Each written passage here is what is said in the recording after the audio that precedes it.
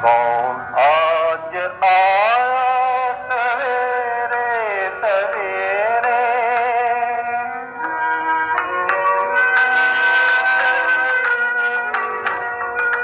ये कौन आज आया सवेरे सवेरे,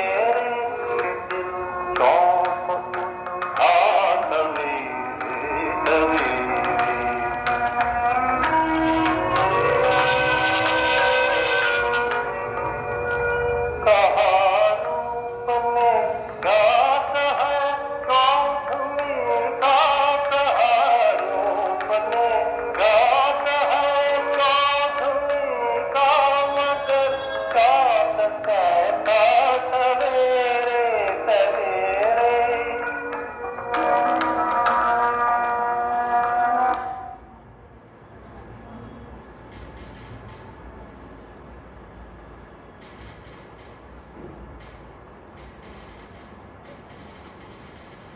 ओम शांति।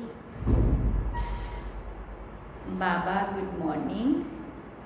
आज बाबा के 1 सितंबर 2021 के महावाक्य हैं। बाबा ने सार में कहा, मीठे बच्चे,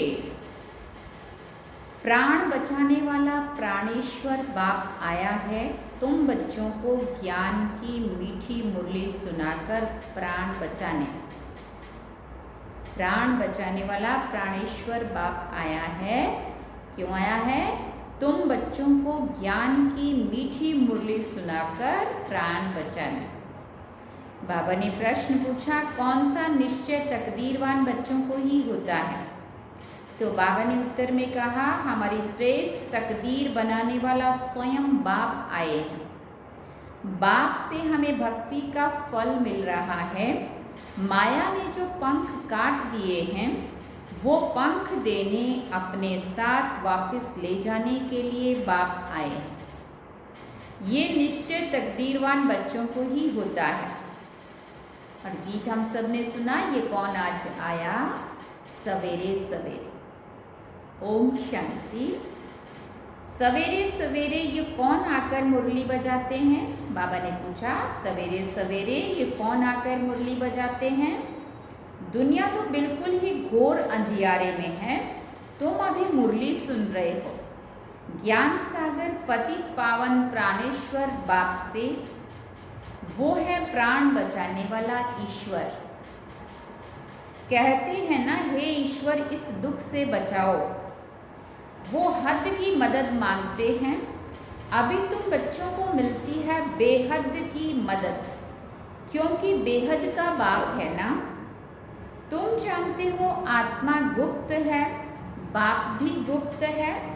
जब बच्चे का शरीर प्रत्यक्ष है तो बाप भी प्रत्यक्ष है।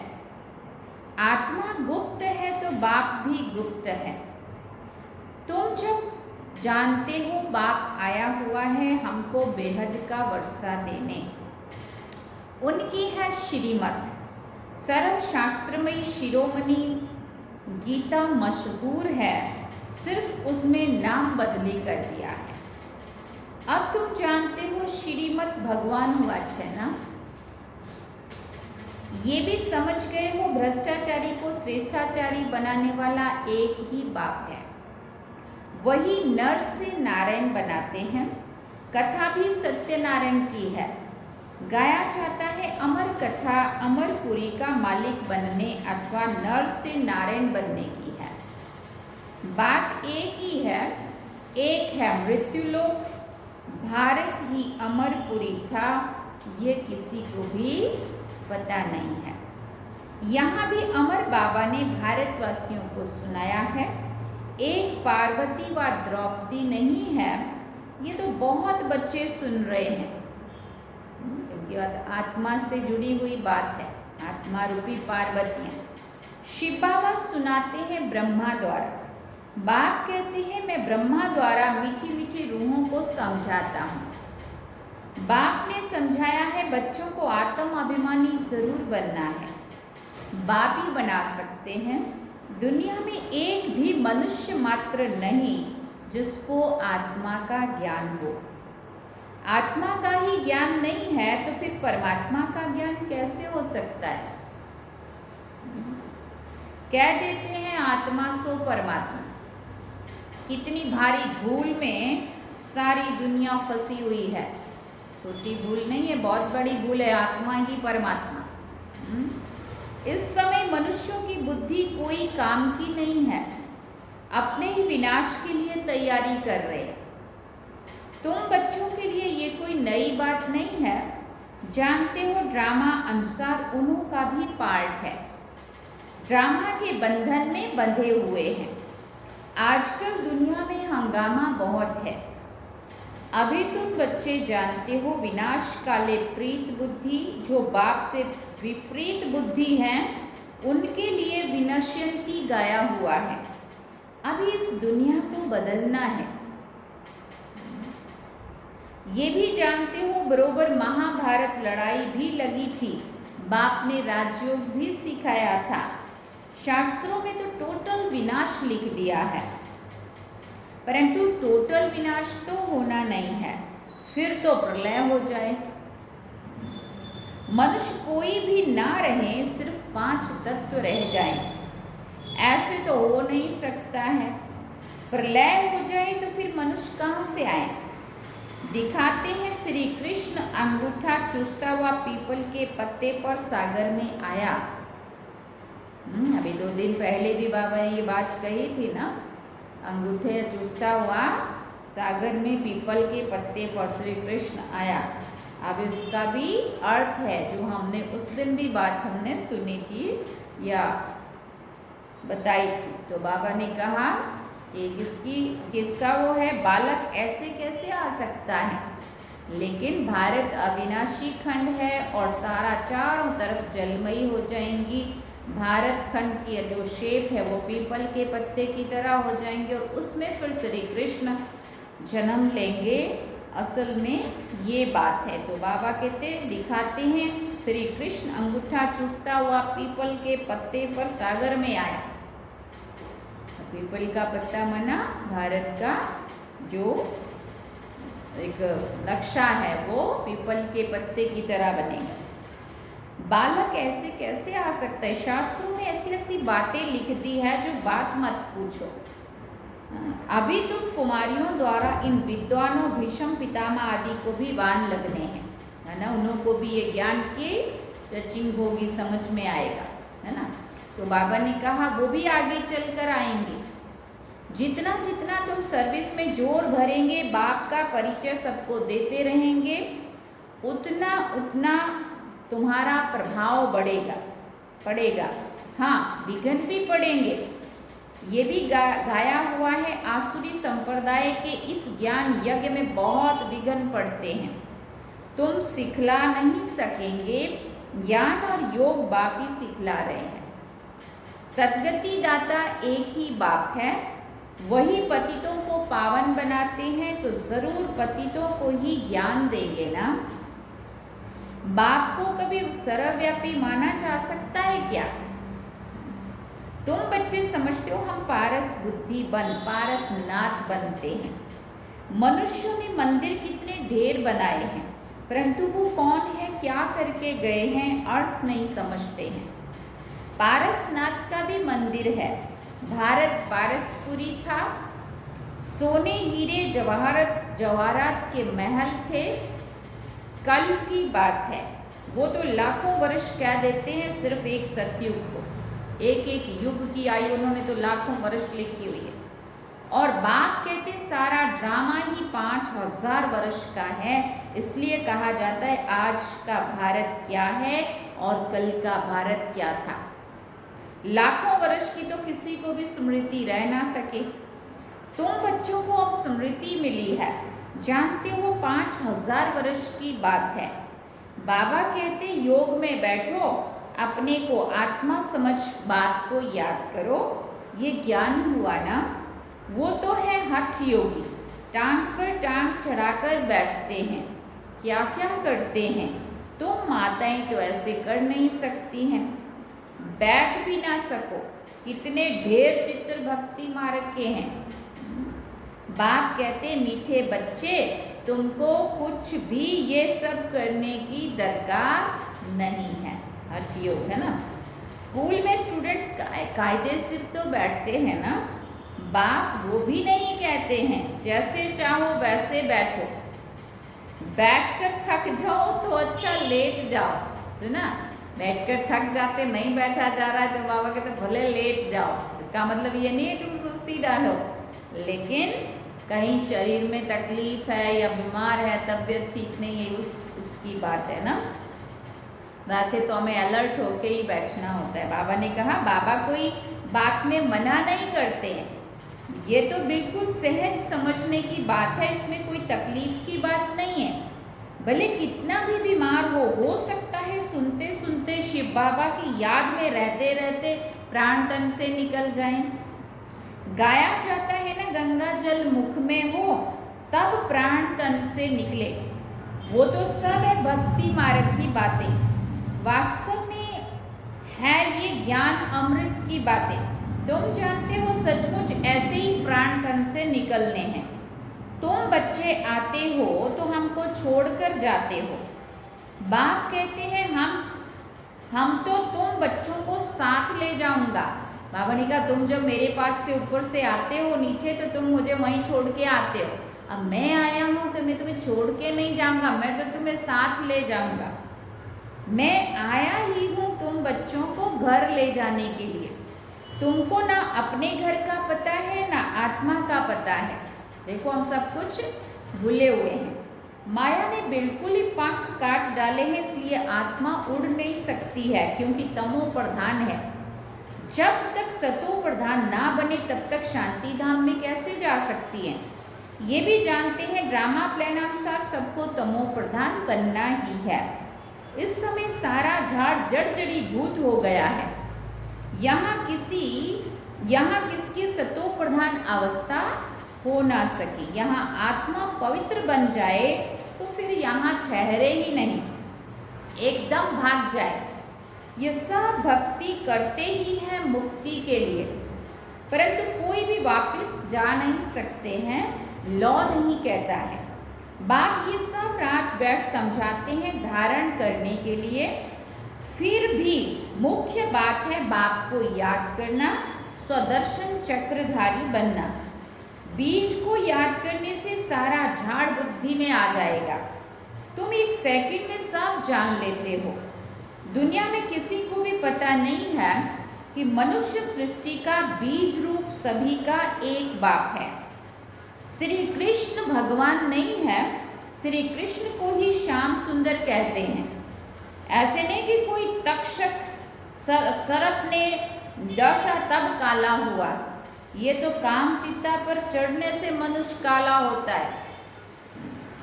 राम को भी काला दिखाते हैं, उनको भला किसने डसा। वास्तव में बात है विकारों की, लेकिन उन्होंने फिर सांप दिखाया है।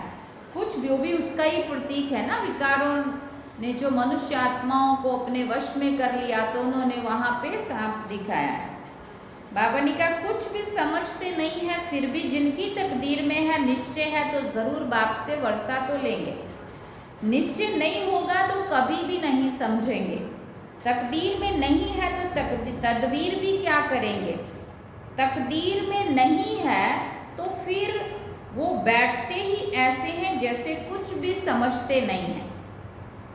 इतना भी निश्चय नहीं है कि बाप आए हैं बेहद का वर्षा देने। जैसे कोई नया आदमी मेडिकल कॉलेज में जाकर बैठे तो क्या समझेगा, कुछ भी नहीं समझ सकेगा ना। यहाँ भी ऐसे आकर बैठते हैं। इस अविनाशी ज्ञान का विनाश नहीं होता है, वो फिर क्या आकर करेंगे। राजधानी स्थापन होती है तो नौकर चाकर प्रजा, प्रजा के भी नौकर चाकर सब चाहिए ना। आगे चलकर सब कुछ पढ़ने की कोशिश करेंगे, परंतु है मुश्किल, क्योंकि उस समय बहुत हंगामा होगा। अब इतना सब कुछ शांति से चल रहा है, फिर भी अगर अवस्था नहीं बन रही है, योग नहीं लगता या नहीं टिकता, तो जब इतना हलचल चारों तरफ होगा तब कैसे मन टिकेगा, है ना। इसलिए बाबा कहते हैं आगे चलकर बहुत हंगामा होगा। दिन प्रतिदिन तूफान बढ़ते जाते हैं। इतने सेंटर्स हैं, कई आकर अच्छी रीति समझेंगे भी। ये भी लिखा हुआ है ब्रह्मा द्वारा स्थापना, विनाश भी सामने खड़ा है। विनाश तो होना ही है, कहते हैं जन्म कम हो परंतु झाड़ की वृद्धि तो होनी ही है। जब तक बाप है तब तक सब धर्म की आत्माओं को यहाँ आना ही है। जब जाने का समय होगा तब आत्माओं का आना बंद होगा। सभी के जब नीचे आ जाएंगे, जाने का समय हो जाएगा, तब फिर ऊपर जब खाली हो जाएंगे तो बाबा कहते ऊपर से आना बंद हो जाएगा और फिर सभी का वापस जाने का समय हो जाएगा। अभी तो सबको आना ही है परंतु ये बातें कोई समझते नहीं है। कहते भी हैं भक्तों का रक्षक भगवान, तो जरूर भक्तों पर आपदा आती है। रावण राज्य में बिल्कुल ही सब पाप आत्मा बन पड़े हैं। रावण राज्य है कलयुग अंत में, राम राज्य है सतयुग आदि में। इस समय सब आसुरी संप्रदाय है ना। कहते हैं फलाना स्वर्गवासी हुआ तो इसका मतलब ये नरक है ना। स्वर्गवासी हुआ तो अच्छा नाम है, यहाँ तब क्या था, जरूर नरकवासी था। ये भी समझते नहीं है कि हम नरकवासी हैं। जाते हैं तो कहेंगे स्वर्ग में चला गया, पर गया कहाँ से, तो इसका मतलब क्या हुआ। तो ऐसा नहीं समझते कि अभी नरकवासी है। अब तुम समझते हो बाप आकर स्वर्गवासी बनाएंगे। गाया भी जाता है हेवनली गॉड फादर, वही आकर हेवन स्थापन करेंगे। सभी गाते रहते हैं पतित पावन सीताराम। हम पतित हैं, पावन बनाने वाले आप हो, वो सब है भक्ति मार्ग की सीताएं। बाप है राम, किसी को भी सीधा कहो तो मानते नहीं है, राम को बुलाते हैं। अभी तुम बच्चों को बाप ने तीसरा नेत्र दिया है, तुम जैसे कि अलग दुनिया के हो गए हो। बाप समझाते हैं अभी सबको तमो प्रधान भी जरूर बनना है, तब तो बाप आकर सतो प्रधान बनाए। बाप कितना अच्छी रीति बैठ समझाते हैं। कहते हैं भले तुम बच्चे सर्विस भी अपनी करते हो, सिर्फ एक बात याद रखो, बाप को याद करो। तभी तो बाबा कहते हैं याद और सेवा। सतो प्रधान बनने का और कोई भी रास्ता बता ना सके। सरब का रूहानी सर्जन एक ही है, वही आकर आत्माओं को इंजेक्शन लगाते हैं, क्योंकि आत्मा ही तमो प्रधान बनी है। बाप को अविनाशी सर्जन कहा जाता है। आत्मा अविनाशी है, परमात्मा बाप भी अविनाशी है। अभी आत्मा सतो प्रधान से तमो प्रधान बनी है, उनको इंजेक्शन चाहिए है ना। बाप कहते हैं अपने बच्चे अपने को आत्मा निश्चय करो और अपने बाप को याद करो। बुद्धि योग ऊपर में लगाओ तो स्वीट होम में चले जाएंगे। तुम्हारी बुद्धि में है, अभी हमें अपने स्वीट साइलेंस होम में जाना है। अच्छा, क्या याद रखना, बाबा ने कहा तुम्हारी बुद्धि में है, अभी हमें अपने स्वीट साइलेंस होम में जाना है। अच्छा, मीठे मीठे सिकिल दे बच्चों प्रति माता पिता बाप दादा का याद प्यार और गुड मॉर्निंग। रूहानी बाप की रूहानी बच्चों को नमस्ते। हम रूहानी बच्चों की रूहानी माता पिता बाप दादा को दिल व जान सिकवा प्रेम से याद प्यार, गुड मॉर्निंग, नमस्ते, थैंक यू बाबा, शुक्रिया बाबा। अब धारणा के लिए मुख्य सार है। पहला पॉइंट, ज्ञान और योग से बुद्धि को पारस बनाना है। कितना भी बीमार हो, तकलीफ हो, उसमें भी एक बाप की याद रहे। दूसरी बात, अपनी ऊंची तकदीर बनाने के लिए पूरा पूरा निश्चय बुद्धि बनना है। बाबा ने कहा निश्चय बुद्धि विजयंती। बुद्धि योग अपने स्वीट साइलेंस होम में लगाना है। आज का वरदान है सदा कंबाइंड स्वरूप की स्मृति द्वारा मुश्किल कार्य को सहज बनाने वाले डबल लाइट भव। सदा कंबाइंड स्वरूप की स्मृति द्वारा मुश्किल कार्य को सहज बनाने वाले डबल लाइट भव। जो बच्चे निरंतर याद में रहते हैं वो सदा साथ का अनुभव करते हैं। उनके सामने कोई भी समस्या आएगी तो अपने को कंबाइंड अनुभव करेंगे, घबराएंगे नहीं। ये कंबाइंड स्वरूप की स्मृति कोई भी मुश्किल कार्य को सहज बना देती है। कभी कोई बड़ी बात सामने आए तो अपना बोझ बाप के ऊपर रख स्वयं डबल लाइट हो जाओ, तो फरिश्ते समान रात दिन खुशी में मन से डांस करते रहेंगे। स्लोगन में बाबा ने कहा, किसी भी कारण का निवारण कर संतुष्ट रहने और करने वाले ही संतुष्ट मनी है। किसी भी कारण का निवारण कर संतुष्ट रहने और करने वाले ही संतुष्ट मनी है। अच्छा, ओम शांति। अभी मातेश्वरी जी के अनमोल महावाक्य हैं, ज्ञान और योग का कॉन्ट्रास्ट। ये थोड़ा सा 2-3 मिनट का है, ये भी हम सुनेंगे। मातेश्वरी जी के अनमोल महावाक्य, ज्ञान और योग का कॉन्ट्रास्ट। योग और ज्ञान दो शब्द हैं। योग कहा जाता है परमात्मा की याद को, और कोई की याद संबंध में योग शब्द नहीं आता है। गुरु लोग जो भी योग सिखाते हैं वो भी परमात्मा की तरफ ही लगाते हैं, परंतु उन लोगों को सिर्फ परमात्मा का पूरा परिचय नहीं है, इसलिए योग की पूरी सिद्धि नहीं मिलती है।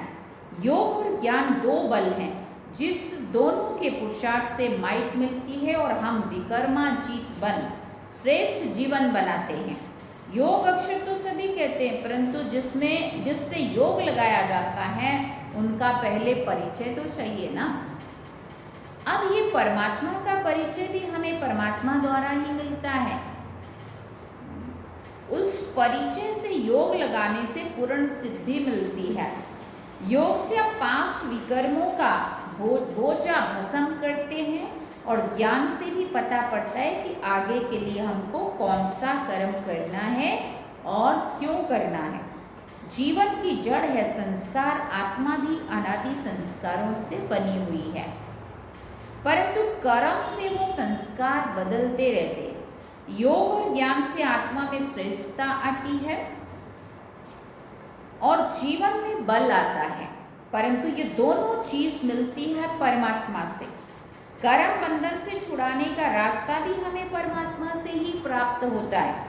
हमने जो विकर्मों से कर्म बंधन बनाए हैं उनसे मुक्ति हो और आगे के लिए हमारे कर्म विकर्म ना बने, तो इन दोनों का बल परमात्मा के सिवाय और कोई भी दे नहीं सकता।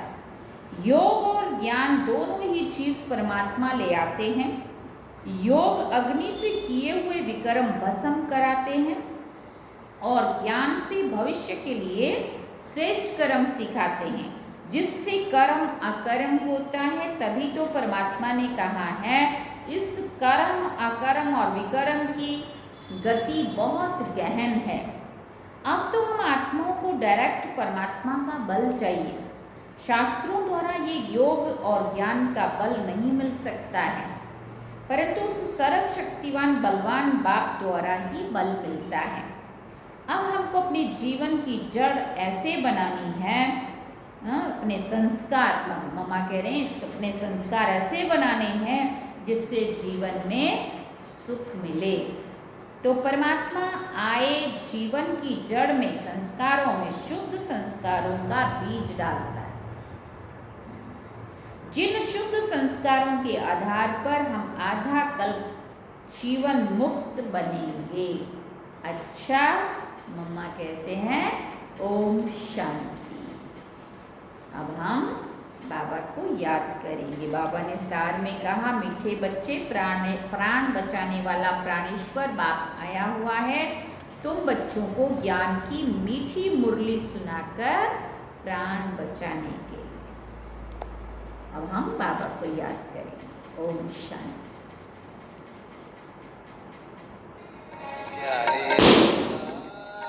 बड़े प्यार से श्रृंगार हमारा करते हैं प्यारे बाबा, बड़े प्यार से श्रृंगार हमारा करते हैं। दिल कमल पे हमें बिठाकर, दिल कमल पे हमें बिठाकर,